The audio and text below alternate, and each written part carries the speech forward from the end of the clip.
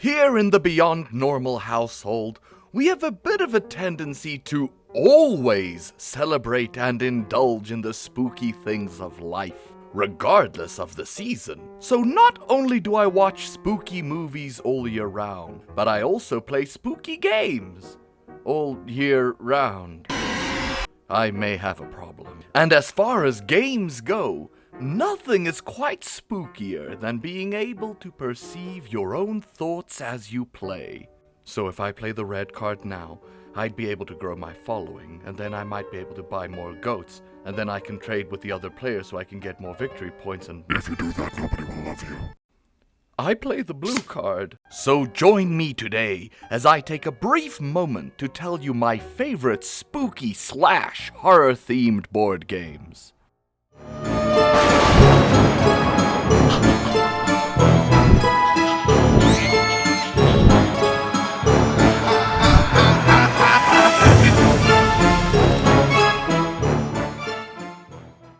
Now, just a quick note, this is not a top 5. These aren't what I consider the greatest nor the most coveted.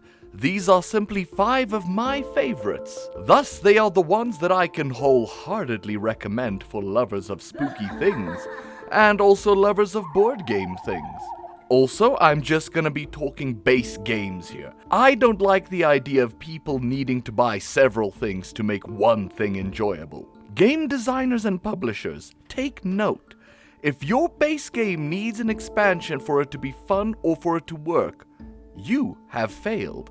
So to summarize, just a list of 5 games I recommend. They are spooky in nature. I am only talking base games, and these are my opinions. Cool? Cool. Then.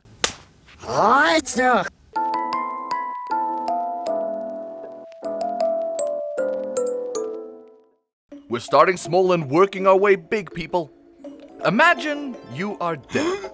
Now imagine you were undead. Now imagine you were hungry for brains. Zombie Dice from Steve Jackson Games is a dice-rolling, push-your-luck, brain-eating, and shotgun-avoiding game for 2 to infinite players. Warning, it is not recommended to play Zombie Dice with infinite players. Playing with infinite people may drastically change the 10 to 20 minute playtime of this game. Play responsibly. This has been a Beyond Public Service announcement. It's simple. You take turns blindly taking 3 dice from a cup.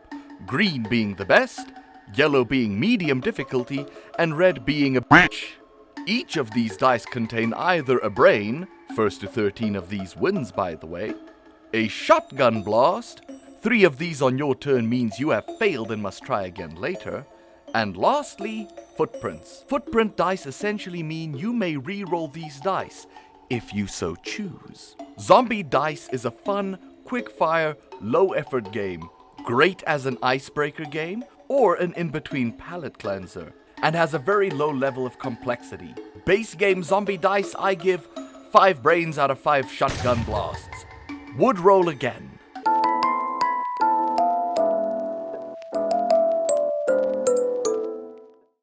Now, as a part of any spooky gathering, I feel spooky stories are a must. But what if that spooky storytelling, instead of being frightening and horrifying, was darkly and tragically hilarious? To you, the audience, I present Gloom by Atlas Games. Gloom is a take-that card game where the ultimate goal is to have the gloomiest, deadest family, because as we all know, greater suffering leads to a greater hereafter. This is achieved by layering these neato transparent cards over your and your opponent's family cards, where only that which is visible through the transparent layers counts towards your scores. Of course, you want your family to be miserable before they die, which is a naturally gloomy thing to want. Thus meaning you want your opponent's family to be happy before they die. So, just like golf, the lowest score wins. And you do not just plop cards down all willy-nilly. You must, of course, tell a story to justify these happenings. Okay, Balthazar, I know you absolutely hate the fact that you had shark in your custard. And those political scandals really did a number on your well-being, I must say. It really sucks. But at least you can smile because it's your wedding day! And you don't get to say anything, Mr. Giggles. You're dead. Morbid laughs, low self-worth, and macabre storytelling. What's not to love? Easy to play and low-ish complexity. I give Gloom 5 dead family members out of 5 deadly topiaries.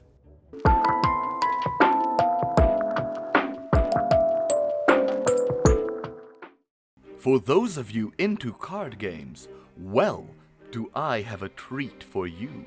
This game is literally the reason I don't really play other deck builders. Dark Gothic, aka A Touch of Evil: Dark Gothic, by Flying Frog Productions, is a semi-cooperative, but still technically competitive deck building game where you take on the role of one of several monster hunters who are trying to prevent evil from touching everyone, I suppose. Heroes are varied and unique and have cool abilities, resulting in different strategies and styles of play. You build and refine your deck by purchasing useful items, training cards or allies, and by battling monster minions from the central line of cards. There are also 3 far more difficult big bads you'll have to deal with that you will blind pick at the start of the game, each with a different flavor and challenge to overcome, each just as evil as the last. You must defeat them before they cover the land in shadow, which is essentially your countdown timer for this game. Get too many cards sent to the shadows, and you will lose. But if you build your deck, defeat evil, and have lots of fun, then you win. And nothing is stopping you from playing this 100% cooperatively. You simply, as a group, try not to be too mean to each other and assist each other's decision-making. A Touch of Evil: Dark Gothic has great replayability, strategy, and is of medium-ish complexity. I give it 5 Franklin the Dog cards out of 5 spooky shadows.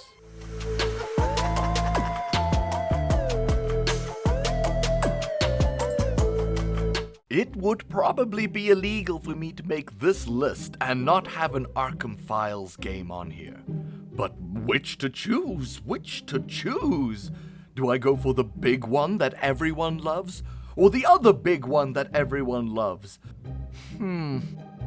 I think I'd go for Fantasy Flight's speedy yet beefy title, Elder Sign. Elder Sign is a fully cooperative, solo to 8-player dice-rolling, push-your-luck and strategizing Yahtzee type of game. You go around a spooky museum presented by these cards. That has been overrun by all sorts of monsters, cultists, and mysterious happenings.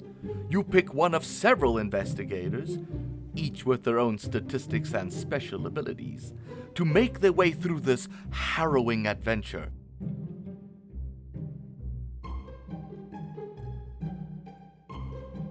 Collecting Elder Sign tokens to prevent the eldritch god of your choosing from awakening. Some of these gods can be very simple and straightforward to defeat. Others, less so. If you fail at preventing the old ones from awakening, there's still a chance that you might have to do battle in order to save your skins. Unless you have to deal with Azathoth, who straight up just ends the game if he awakens. Blind idiot god indeed. Each room in the museum requires different dice outcomes to solve, sometimes with an additional hurdle to overcome in form of an added monster or restricting access to dice. But remember, time is of the essence in Elder Sign. For each time the clock strikes midnight, bad things just might befall you and your friends. Often considered the streamlined little brother of other Arkham games, Elder Sign is a medium complexity game with lots of thrills, chills, flavor, and terror that will drive you to madness. I give it 5 spooky spells out of 5 sanity points.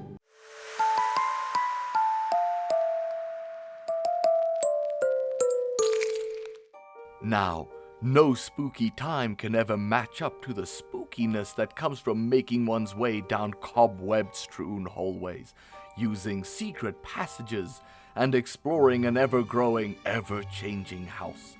Avalon Hill's Betrayal at House on the Hill is a 3 to 6 player map-building, dice-rolling, and semi-cooperative role-playing game where you take charge of one of several investigators, each with their own stats, hobbies, and even a birthday, as you make your way through a spooky house that you build as you explore. You will go around discovering rooms, encountering spooky events, collecting useful, if not cursed items, and also encountering omens. These omens are what will determine the type of haunting you will have. Roll the dice after discovering an omen, and if you roll poorly, the haunt begins. And depending on which omen and room this happened in, you'll get a different haunting related to that. One day you'll be fighting a blob-like creature, the next time escaping from demons and werewolves.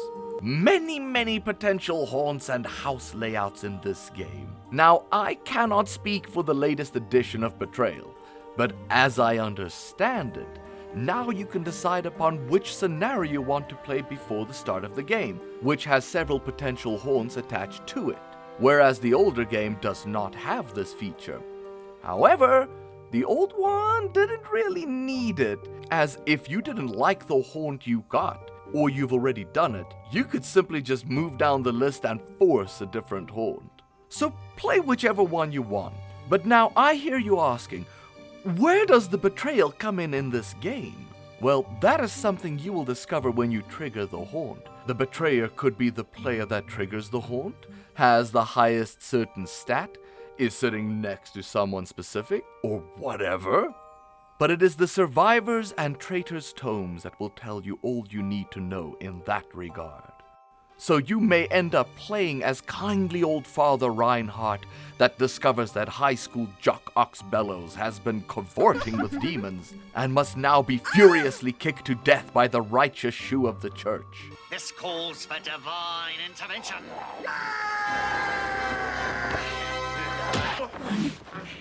I kick ass for the Lord. And if you want to play this game with 2 players, it's as simple as both players simply using 2 characters to play with. Betrayal at House on the Hill is a fantastic RPG in a box, the amalgamation of some of the greatest horror stories, all neatly tied up in one place, and I give it 5 gibbering madmen out of 5 undiscovered rooms.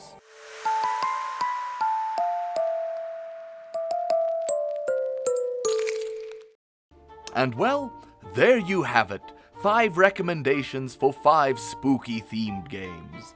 May you go forth boldly eating brains, making your families miserable, preventing evil from touching you, stopping old ones, and betraying your friends. And hey, if you're new to Beyond Normal, welcome. Normally I review spooky movies here, but have been spreading the proverbial roots in new directions. So if you are the spooky type, why not take a peek at one of my other videos? And if you like this new format, why not let me know down below? And while you're at it, why not tell me your favorite spooky board games you play? But for now, that is all, and hopefully I will spook to you soon.